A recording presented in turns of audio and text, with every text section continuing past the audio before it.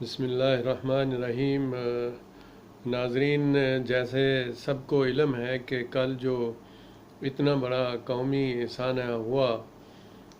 اس کے بعد تو بہت ساری چیزیں جو ہیں وہ سامنے آ رہی ہیں، بہت سارے بیانات سامنے آ رہے ہیں، جس میں پی آئی اے کے جو سربراہ ہیں ان کے بھی آ رہے ہیں،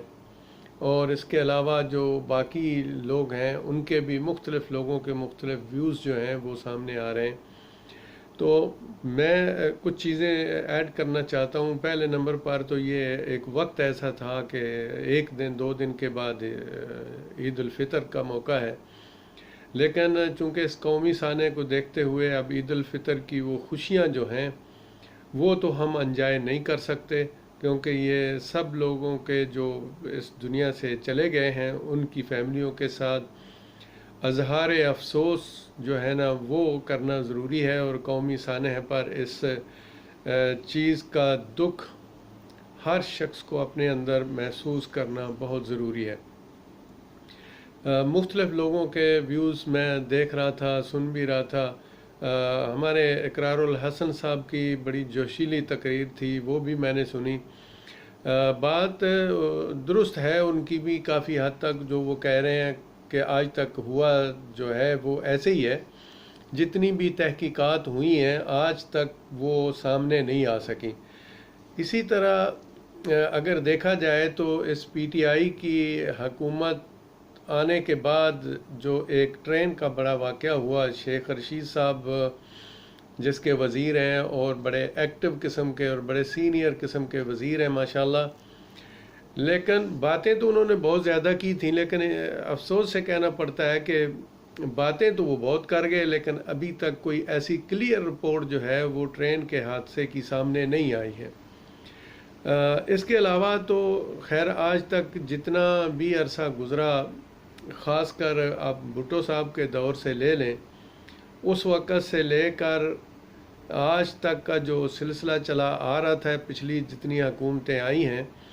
ان میں جو بھی حادثے ہوئے وہ منظر عام پر نہیں لائے گئے۔ ایون کہ کرپشن کے جو بہت سارے معاملات ہوئے، جو کیسز ہوئے کرپشن کے، ان کو بھی کبھی سامنے نہیں لایا گیا تھا۔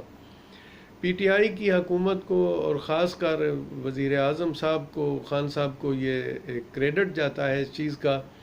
کہ وہ پاکستان کی تاریخ میں پہلے وزیر اعظم ہیں جنہوں نے کرپشن کے ایک بہت بڑے اسکینڈل کو پوری دنیا کے سامنے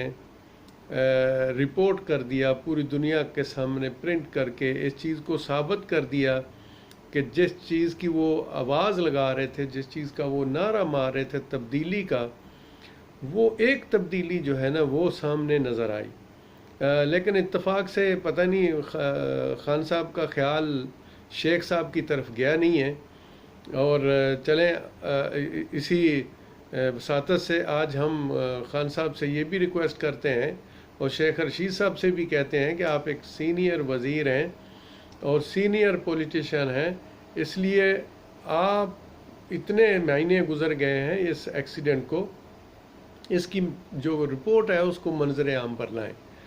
اور اس کے علاوہ میں کل جو ان کی تقریر سن رہا تھا،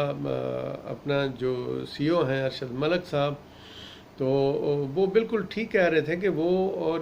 سول ایوییشن کا ادارہ جو ہے اس تحقیقات میں شامل نہیں ہوگا، یہ ایک صاف اور شفاف قسم کی تحقیقات ہوگی۔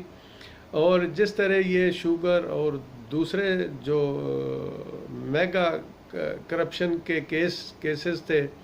اور اسکینڈل تھے، جیسے ان کی رپورٹیں سامنے آئی ہیں، انشاءاللہ تعالی بڑی امید ہے کہ یہ رپورٹ بھی سامنے آئے گی اور شفاف طریقے سے آئے گی، اور اس کا جو سلسلہ ہے اس کو روکنے کی پوری کوشش انشاءاللہ اس حکومت سے توقع ہے کہ کی جائے گی۔ دیکھیں اس میں جو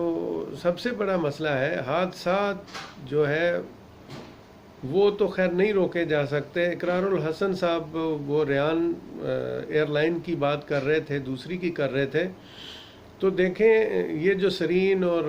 ریان اور یہ جو باقی ایئر لائنیں چلی تھیں، ان اگر صحیح طور پہ دیکھا جائے تو ان ایئر لائنوں کے جو مالکان ہیں وہ کون ہے؟ وہی کرپٹ مافیا ہے جو تھے، زرداری صاحب ہیں، دوسرے ہیں۔ تو پی آئی اے کو جو تباہ و برباد کیا گیا ہے وہ ان لوگوں کی وجہ سے کیا گیا۔ انہوں نے اپنے طیاروں کو، اپنے جہازوں کو اوپر کرنے کے لیے پی آئی اے کا ستیہ ناش کیا، سفارشی بھرتیاں کی گئیں، اور ہر قسم کا جو کرپٹ مافیا ہے وہ اس کے اندر داخل کیا گیا۔ اینی ہاؤ، اللہ تعالیٰ جو ہے وہ ہمیں اس ملک کو، اس پیارے ملک کو جس کا مد مقابل کوئی ملک نہیں ہے، آج مجھے بھی ملک سے باہر تقریباً 30 سال ہونے کو ہیں، اور بڑے ملکوں میں بھی گئے ہیں اور ملکوں میں بھی دیکھا ہے، لیکن اپنے پاکستان جیسا کوئی ملک مجھے تو ذاتی طور پہ نظر نہیں آیا۔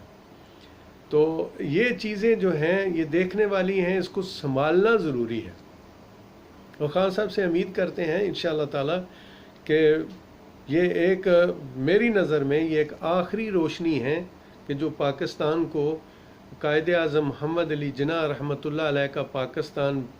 بنا سکتے ہیں، اور ان سے امید ہم لگا کے بیٹھے ہوئے۔ اگر خدا نخواستہ کسی سرکمسٹینسز کی وجہ سے یہ بھی نہ کر سکے تو میرا خیال ہے کہ اس کے بعد پھر ہم جو بڑے پر امید ہیں اس وقت، یہ امیدیں شاید پھر ہمیں کبھی واپس نہیں آئیں گی۔ ہماری دعا ہے کہ اللہ تعالیٰ خان صاحب کو صحت و تندرستی عطا فرمائے، اور ان کو جو انہوں نے وعدے کیے ہیں ان پہ پورا اترنے کی توفیق عطا فرمائے اور ہمت عطا فرمائے۔ طاقتیں جو ہیں، جو جھوٹی طاقتیں ہیں وہ بہت بڑی ہیں، لیکن جو سچی طاقت ہے وہ رب کی طاقت ہے، اور اس کو ماننے والے اور اس پہ پکا یقین رکھنے والے عمران خان سے ہم پوری توقع رکھتے ہیں کہ انشاءاللہ تعالیٰ ان ساری باطل قوتوں کو روندتے ہوئے پاکستان کو ایک اچھی سمت میں لے کے جائیں گے۔ تو میں کل فوت ہونے والے جتنے بھی افراد ہیں ان سب کی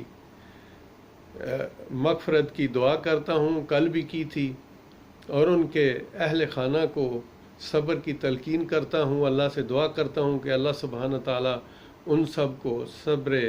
جمیل عطا فرمائیں، اور زبیر صاحب، محمد زبیر صاحب جو اس حادثے میں اللہ تعالیٰ نے جن کو معجزانہ طور پہ بتایا ہے، ان کی گفتگو بھی سنی ہے، تو حقیقت ہے کہ وہ موت کو جتنا قریب انہوں نے دیکھا ہے شاید کسی اور نے نہیں دیکھا۔ تو وہ بھی جو بتا رہے تھے، حقیقت یہ ہے کہ یہ بات عقل سے بالاتر ہے،